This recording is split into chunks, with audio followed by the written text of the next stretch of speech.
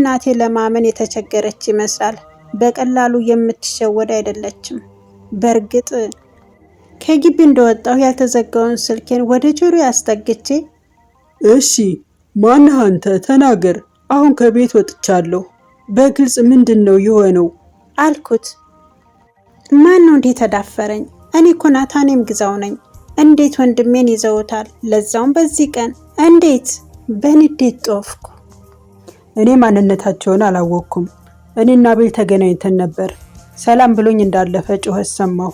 ወደ ኋላ ስመለስ የእናቴ ልጅ ክፍል 17 ይሄን ብለን ነበር። ዛሬም እንደሚከተለው ክፍል 18ን አስቀጥለዋለሁ። እስከ ቪዲዮ ፍጻሜ አብራችሁ እንድትሆኑ በአክብሮት ጋብዛለሁ። ክብሯና ክብሯት የዚህ ቻናል አድማጭ ተመልካቾች እንዲሁም በዓለም ዳርቻ ለምትገኙ የሰው ዘር በሙሉ ሰላማችሁ ይብዛል እያልኩ ቪዲዮውን ስትጀምሩት ሸር ላይክ እያረጋችሁ እንዲሁም ሀሳብ አስተያየታችሁን በኮሜንት ሳጥን አስቀምጡልኝ። ሸር ላይክ እያረጋችሁ ለምታበረታቱ ነበር ቤተሰቦች እጅግ በጣም ነው የማመሰግነው። ወደ ታሪኩ አመራለሁ። አብራችሁ ሁኑ።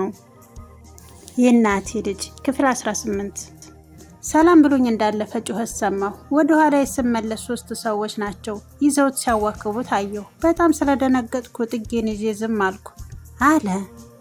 የሚያወራኝን ለመመርመር ጊዜ አልነበረኝም። እንዳለ ጭንቅላቴ ወንድሜ ጋር ነው። አንድ ነገር ከመሆኑ በፊት ልደርስለት ብቻ ነው ያሰብኩት። እና ወዴት ነው የወሰዱት? በጋሼ ከድር ሱቅ በኩል ወደ ታች እየገፈታተሩ ነው የወሰዱት። በፈቃደኝነት እየሄደ ስላልሆነ ልትደርስባቸው ትችላለህ። ፍጠን፣ እኔም እዚያው አካባቢ ነኝ አለኝ። ልቤ ፍጠን በሚል ምቱ ጨመረ። ደግሞ ለክፋቱ የመንገድ መብራት ጠፍቷል። እየተወላከፍኩ ሮጥኩ። ስሮጥ ከኋላዬ ሰው እየተከተለ መሰለኝና ለአፍታ ዞር አልኩ። ስዞር ቀስ ብሎ የሚራመድ ተለቅ ያለ ሰው አየሁ መሰለኝ። ችላ ብያቸው ሮጥኩ። በስልክ ከተጠቆምኩበት አካባቢ ደረስኩ። ጨለማው ከማየሉ ውጭ ምንም ነገር አይታይም። እጠብቅሃለሁ ያለው በስልክ ያናገረኝም ሰው የለም። ነገር ግን በጨለማ ውስጥ ዝም ብዬ ሮጥኩ። ወንድሜን በደስታው ምን ሊያደርጉብኝ ነው እያልኩ ብዙ ከደከምኩ በኋላ ለምን ስልክ አልደውልም ብዬ ስልኬን ከኪሴ ለማውጣት ቆም አልኩ። በዛው በቅጽበት አንዳች ነገር አናቴ ላይ አረፈ። ምቱ ኃይለኛ ስለነበር መቋቋም አልቻልኩም። ተንገዳግጄ መሬት ላይ አረፍኩ። ከተኛሁበት ሆኜ ለማየት ሞከርኩ። 2 ወጣቶች ናቸው። በግልጽ አልታዩኝም። ጠጋ ብለው ካዩኝ በኋላ በቃ በትክክል መጨረስህን እርግጠኛ ሆነህ ደውልልኝ፣ እኔ መሄድ አለብኝ አለው። አንደኛው ግን እየተንሾካሾከ ቢሆንም ድምፁ አልጠፋብኝም። መናገር ግን አቃተኝ። እንባዬ ወረደ። አለቀስኩ ከምር። ጨለማውን ፈራሁት። አፉን ከፍቶ ሊበላኝ የተዘጋጀ መሰለኝ። ለማንም የማይመለሰው ልቤ ተልፈሰፈሰብኝ። እናቴን ሳስባት ደግሞ ይበልጥ ሆዴ ባባ።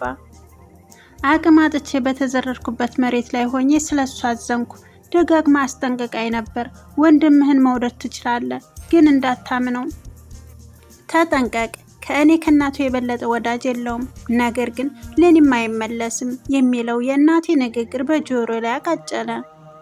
ራሴን ለማበረታታትና ለማነሳሳት ሞከርኩ። ነገር ግን ትዕዛዝ የተቀበለው ልጅ በእርግጫ ብሎ አስተኛኝ። ምቱ ኃይለኛ ነው። በጣም አመመኝ። ጥርሴ ተናጋ። ከአፌ ደም ሲፈስ ይሰማኛል። አዝናለሁ። እኔ እንዲህ እንድትሆን አልፈለግኩም። የወንድም ትዕዛዝ ነው። እንዲህ ካላደረግኩ ደግሞ የማጣው ነገር አለ አለኝ። ድምፁን አወቅኩት። በስልክ ወንድምህን ይዘውታል ያለኝ ሰው ነው። በራሴ ተናደኩ። እንዴት የእናቴን ማስጠንቀቂያ ችላልኩ? ይህ ሰው ስልኬን ከየት አምጥቶ ሊደውልልኝ ይችላል? አቤል እስካልሰጠው ድረስ እንዴት አልመረመርኩም? ይኸውልህ ወንድምህ በፍጹም ወደ ውጭ የሚሄድ እቅድ የለውም። እሱ የሚፈልገው እዚሁ ቀርቶ ለብቻው የእናቱ ወራሽ መሆን ብቻ ነው። ያ ደግሞ አንተ እስካለህ አይሆንም። ስለዚህ አንተ ዞር ማለት አለብህ። ለዚህ ደግሞ ከኔ ጋር ስምምነት ደርሰናል። ከሚያገኘው ውርስ 1/3ኛውን ለኔ ነው የሚሆነው።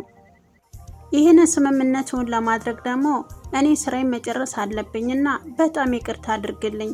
በሰላም ልሸኝህ እገደዳለሁ ብሎ ከለበሰው ኮት ኪስ ውስጥ በጨለማ ውስጥ የሚያብለጨልጨውን ስለት አወጣ። እናም በኃይለኛው ወደ እኔ ሲሰነዝር አይኔን ጨፈንኩ። ስለቱ ግን ሲወድቅ ተሰማኝ። እሱም ከፍተኛ ድምፅ አሰማ። አይኔን ገለጥኩ። ለማመን በሚከብድ ሁኔታ ባለጭቡው የአቤል ቅጥረኛ መሬት ወድቋል። በሱ ፋንታ ሌላ ሰው ወፍራም ዱላ ይዞ ወደ እኔ አጎንብሶ እየነካካይ ቁና ቁና ሲተነፍስ አየሁ። ሰውየው ከወደቀ ሰው የሞባይል ስልኩን ወሰደና ፊቴ ላይ ያበራብኝና ልጄ፣ የኔ ልጅ ናቲ ደህና ነህ? ደርሼልሃለሁ። ለትንሽ እኮ ነው የቀደሙኝ።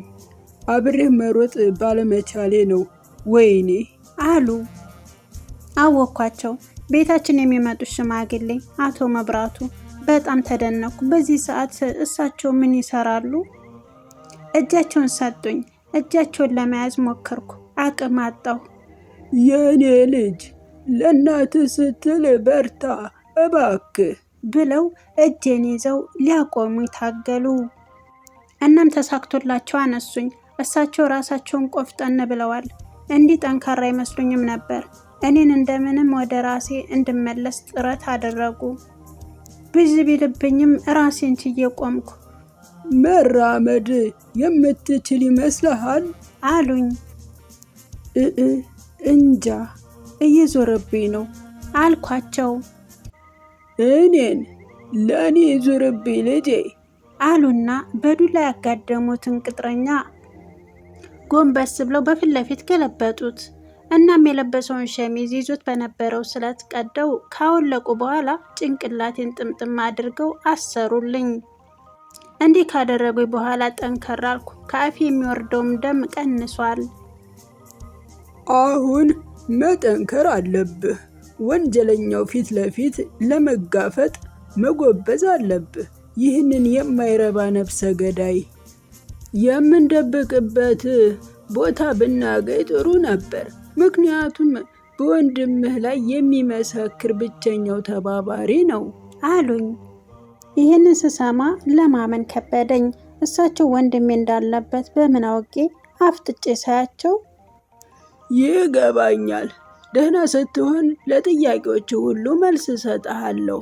አሁን ግን ይህንን ልጅ ከመንቃቱ በፊት ወስደን የምናቆይበት ቦታ ቢኖረን ጥሩ ነበር አሉኝ። እሺ ወደ ቤት ይዘነው እንሂድ አልኳቸው እንደምንም ቃላቶች እየጎተትኩ። በዛ ላይ መንፈስ የሌለ ነው ስብር ያለው። እንዴ ቤት እናንተ ጋር አሉኝ በመጠራጠር። አዎ አልኳቸው። እሳቸው እንዳሉት ልጄ እንዳያመልጠኝ አልፈለኩም። በጭራሽ አቅም አጥቼ እንጂ እዚሁ ቦጫጭቄ ብጥለው እወድ ነበር። ነገር ግን ሰውነቴ ሁሉ ዝሏል። ብዙ ደም ሳይፈሰኝ አልቀረም። ግን እንዴት አሉኝ። በመጀመሪያ እኔ ወደ ቤት ሄዳለሁ፣ እርስዎ ከኋላ ኋላዬ ተከተሉኝ። ምናልባት ሊፈልጉ ይወጣ ካሉ ለመጠንቀቅ ነው። በር አካባቢ ማንም ከሌለ ወደ ግቢ ይዘነው ገብተን ሰርቪስ ቤት እንቆልፍበታለን አልኳቸው። በሀሳብ የተስማሙና ገዳይን አንስተው እየጎተቱ መራመድ ጀመሩ። የጥንካሬያቸው ሁኔታ አስገረመኝ። ገዳይን የመቱበት ዱላ ምንኛ ኃይለኛ እንደሆነ ያስታውቃል። እኔ ተደግፌበት እየሄድኩ ነው። ከባድ ነው። እሱም እንደኔ ደሙ እየወረደ ነው። ቤት አካባቢ ስንደርስ ገዳይ ነቃ። እናም ሽማግሌውን ታገላቸው። እሳቸውም የዋዛ አይደሉም። ዝም ማይል ከሆነ ጉሮሮን እንደሚበጥሱለት ተናገሩ። ድምጻቸው እንኳን ለሱ ለኔም አስፈራኝ። ጸጥ አለ። ጭቤውን ጎኑ ላይ ሻጥ እንዳደረጉት ምንም አይነት ድምጽ ሳታሰማ ተንቀሳቀስ፣ ቀጥል፣ አለበለዚያ ያው ልጄን ታውቀዋለህ። አሁን ጠንከር ብሏል፣ ቆሟል። እድሜ ለኔ በል። ቅድም ገና መሬት ስትወድቅ ተነስቶ ሊገልህ ነበር አሉት ወደ እኔ እያሳዩት። አይኑ ወደ እኔ ተቁለጨለጩ። ፈራኝ። የግቢ በራችን ላይ ደረስን። ቆም አልን። ማንም አልወጣም።